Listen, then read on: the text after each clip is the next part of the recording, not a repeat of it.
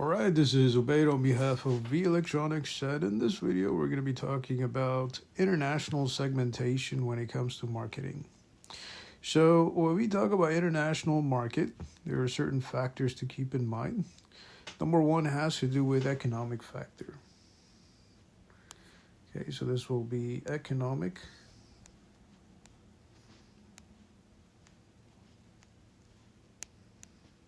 factors.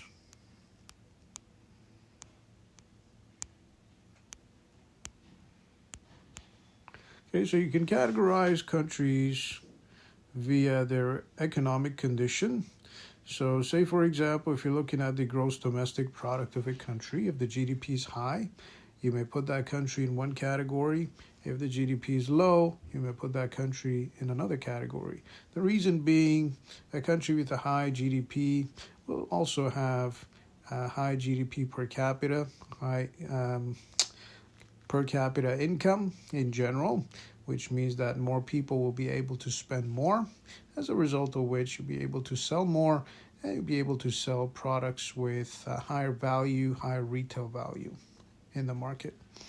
Okay, now apart from that, you also have standard of living, okay, which is based on things like healthcare, okay, education, hospitals, emergency services, so on and so forth. So obviously, if you do have access to all these services within a country, the standard of living will be high. In that case, it's possible that the government may be spending more on infrastructure, as a result of which, if you're targeting governments or corporations when it comes to marketing, it's possible to target a country with a high standard of living. All right, now apart from that, you also have industrialization, which has to do with factories, warehouses, so on and so forth.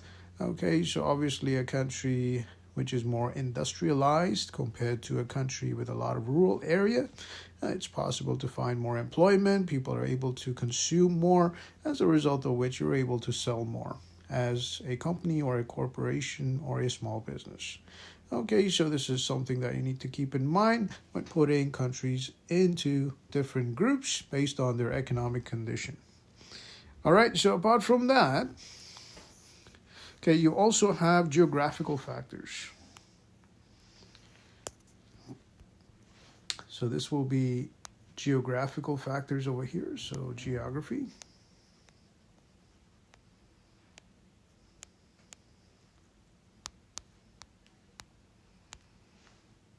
So when it comes to geographical factors, you're looking at things like roads, infrastructure, communication, water treatment, and electricity.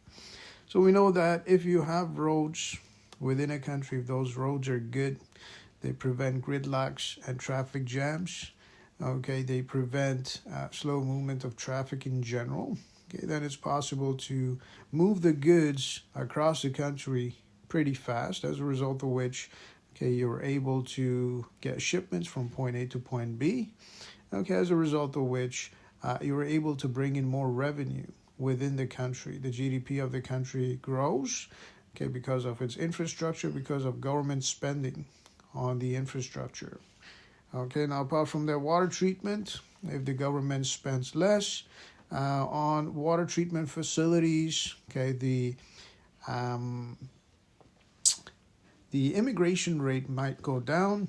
Okay, people might decide to leave that country for another country, as a result of which the immigration rate may go up because of the standard of living, as a result of which it's possible that you might lose business in that country.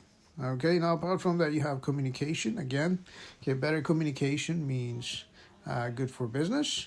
Okay, which means you're able to communicate with your customer or your supplier effectively, as a result of which, okay, you're able to sell more and the consumers in that country are able to consume more. So you will put different countries in different categories based on their geographical factors.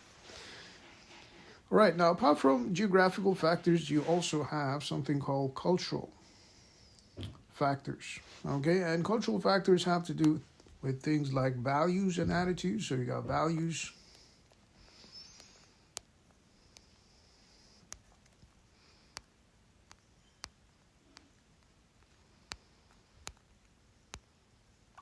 So you have values and attitudes. So when we talk about values and attitudes, Okay, we're talking about,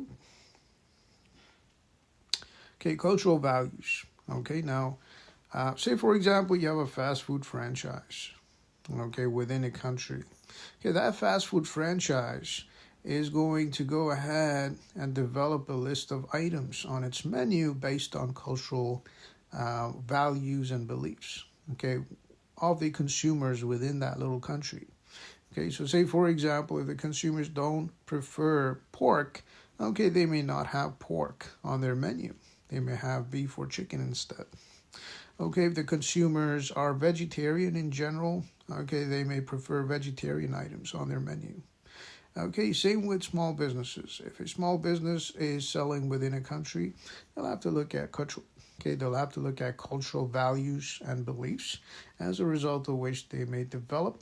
Okay, they will develop their menu based on those cultural values and beliefs. All right, now apart from cultural values and beliefs, you also have political and legal factors. So you have political and legal factors. Now, when we talk about political and legal factors, we're talking about, okay, things like tariffs, taxes, okay, government foreign policies, okay, which may restrict or promote trade. Okay, if it promotes trade, it's good for your business, whether you're a corporation or a small business.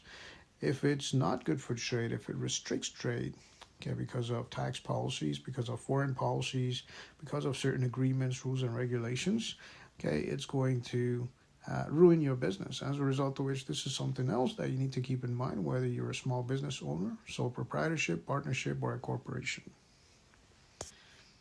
All right, so these are 4 factors that you may need to consider as a business when it comes to marketing for international segmentation. So when you're segmenting or categorizing international market, okay, you will need to consider these 4 factors. On behalf of V Electronics, this is Ubaid. Have yourself a great day.